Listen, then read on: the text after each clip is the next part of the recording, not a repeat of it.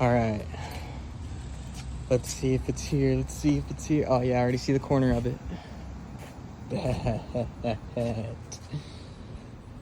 Oh my gosh, I'm so excited. You guys already know what that means. So I'm gonna do a little unboxing here in a minute. All right, guys, here it is. If the box doesn't say enough as is, we got a SpeedFactory Racing high performance cooling component. It's a SpeedFactory tucked radiator setup with -16 AM connections. Super excited to have this on the Integra build because I was running a tucked radiator setup before. I did not want to go back to the OEM style. I like the amount of space that I have to work with.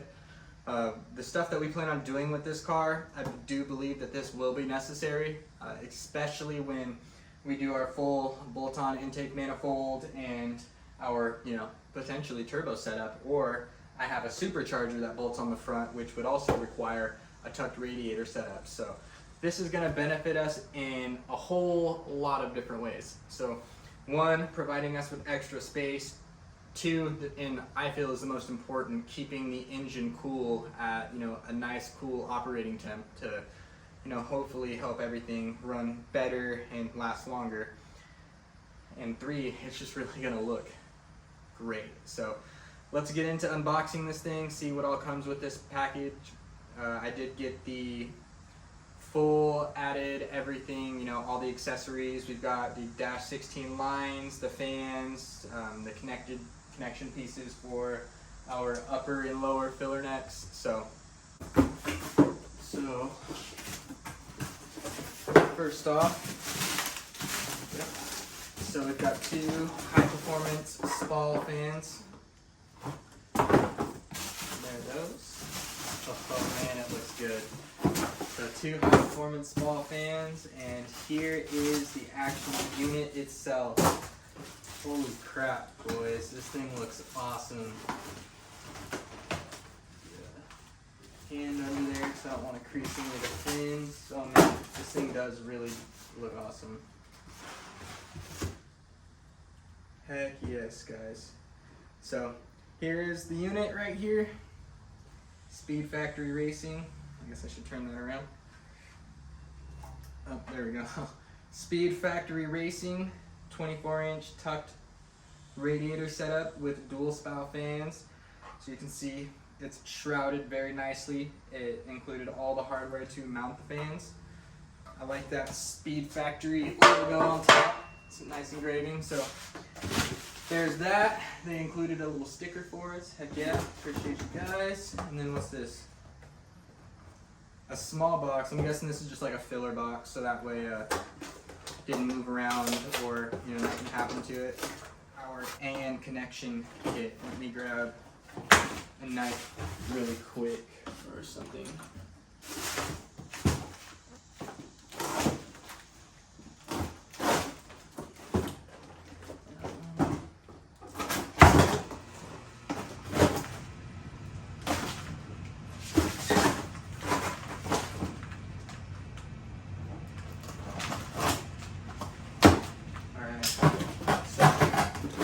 Second box, and exactly as we thought, these are the all the connection fittings that we are going to need to go from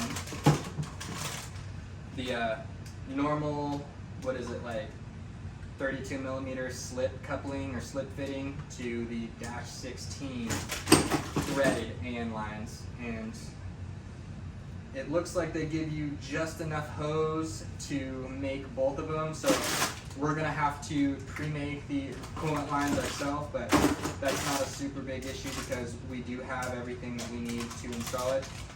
I may have to order the threaded ends for the lower swivel neck and the upper coolant filler neck, but that's not a big deal. We can get those in within a couple of days. And while we're doing that, I will drop this off at Humble and see if Follow or possibly Manuel can fab up a set of coolant lines for the Integra. So here we are, boys. This is everything that's included with the kit. You've got both of your fittings for both the both coolant lines, upper and lower radiator hose. We've got this beautiful, and let me bring it up towards the camera a little more. We got this beautiful radiator, man. This thing really does look good. Awesome logo right there on top. Flip it around so you guys can see the shroud. But it is an awesome piece. Super stoked to be fitting this to the car. So, shout out SpeedFactory for getting this to me fairly quickly. I'm super excited to install it. Mock up this radiator. Slide it in here just like so.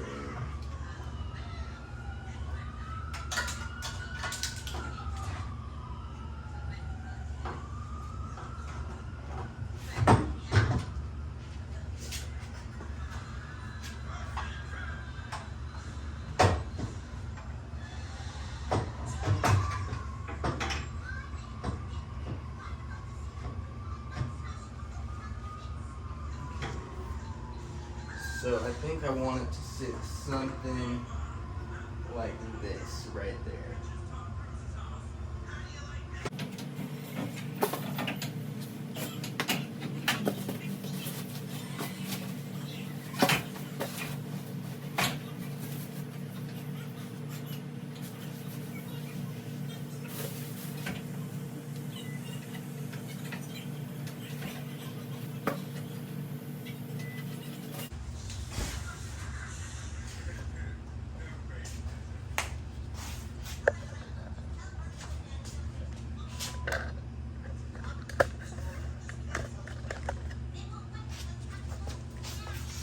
All right, now that I got a marker that'll actually work.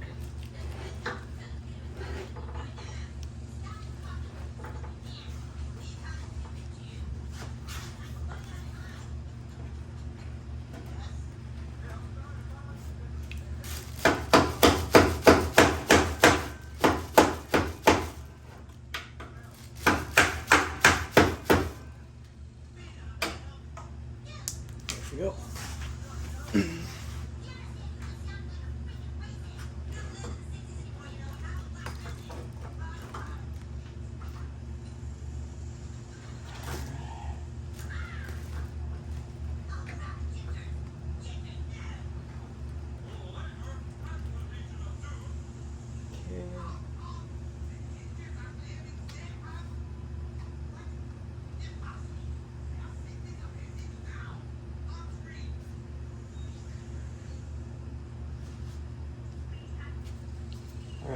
I've got it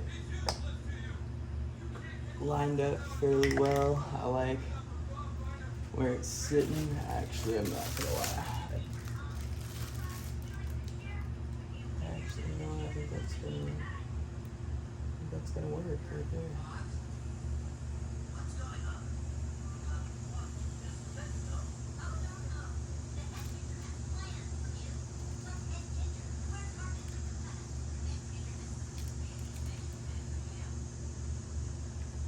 Okay.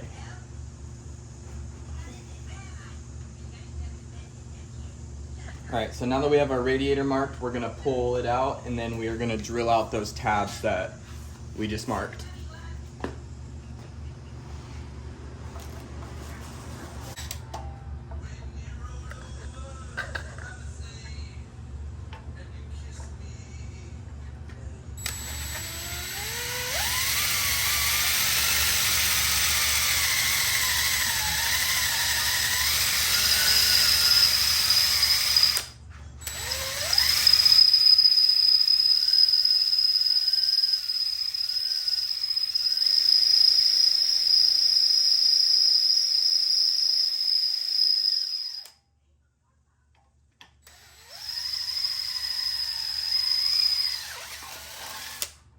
All right, guys, that's one hole.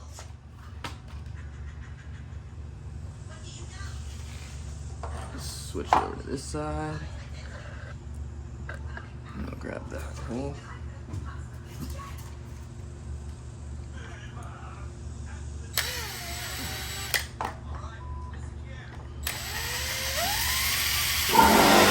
So we're gonna line these up with the with these little slots in the, here, let me get you guys flipped up. I'm gonna line these up with these little slots here. We've got one there, we've got another one right there. So we're gonna line those holes up with those slots, and I'm gonna throw some 10mm bolts in there and tighten them down and see how it sits.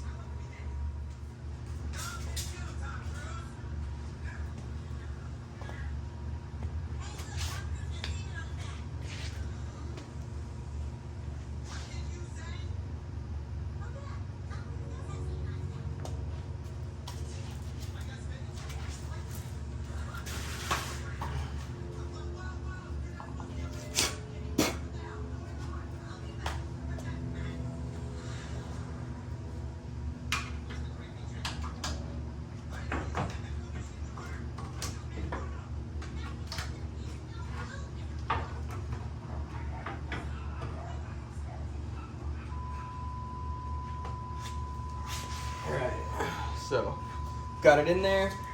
Now we are going to slide this side up into place. Throw that in there, just like that. Ouch, that felt great. Should clean up these aluminum shavings before sitting here, sitting in them and stabbing my hands in them.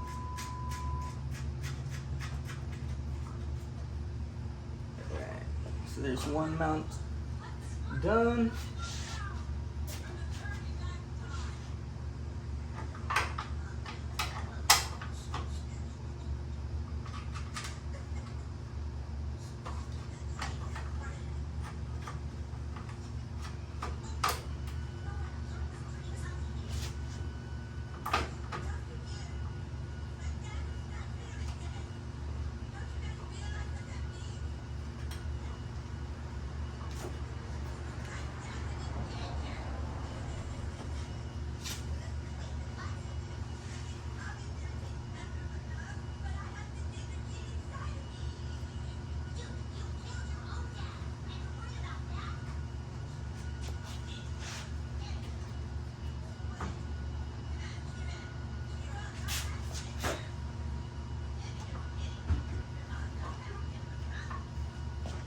Alright, so that actually looks really good. I like the placement of it. We've got a nice little gap along the bottom, but we're also fairly even right up top. Yeah, I'm stoked on it, guys. It looks really good. So I'm gonna tighten it up really quick, and then we're gonna go ahead and throw the front bumper on to see where it's going to line up with the front bumper and our grill.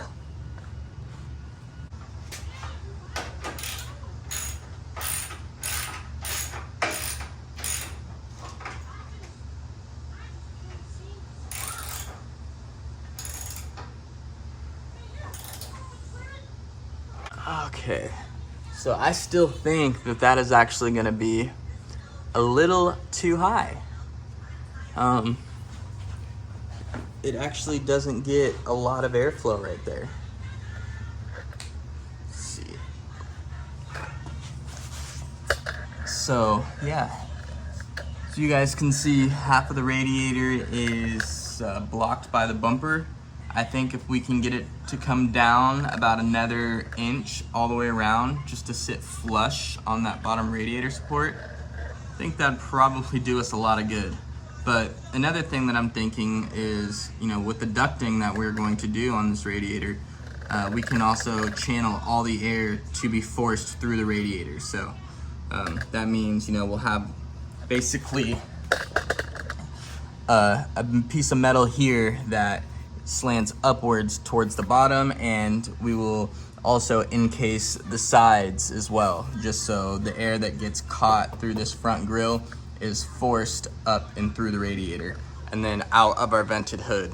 We're trying to make it to where our coolant system is efficient as possible, and it has to work as little as possible to keep the car cool. So now that we've got our radiator mounted and kind of test fitted, we can make our adjustments as needed.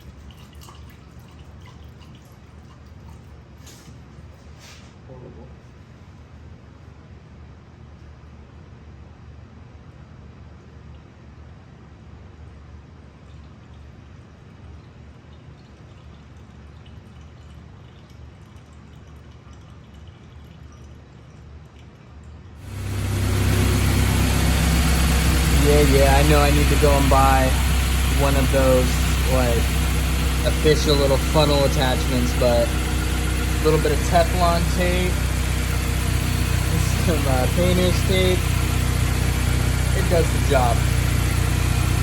So we're currently gonna let it heat up, let the system burp a little bit, get all the bubbles out of it, and after that we need to build a harness for our radiator fans, so that way we can have both of them kick on at the same time. And we're gonna run them off of the OEM plugs too. We're not gonna run these ones off of a switch. Something's happening.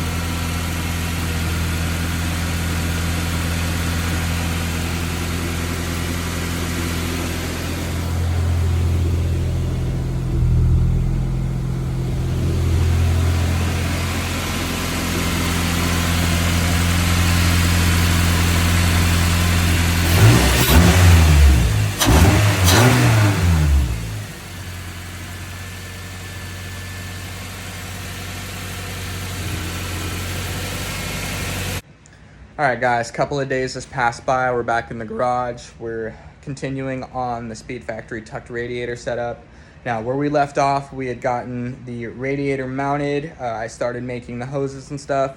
We had just got all the hoses connected and everything, so our radiator was plumbed in, but we had no fan wiring.